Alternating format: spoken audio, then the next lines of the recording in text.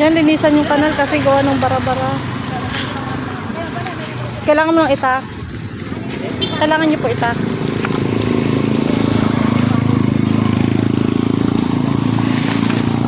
May, sayang no, dapat pala hiniram natin yung pala. May mga hirang pala.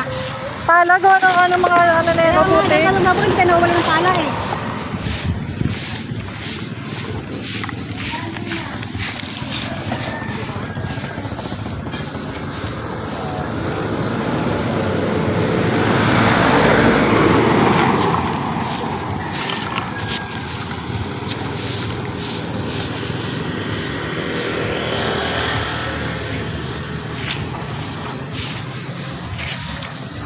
Yan, at least nilinis talaga.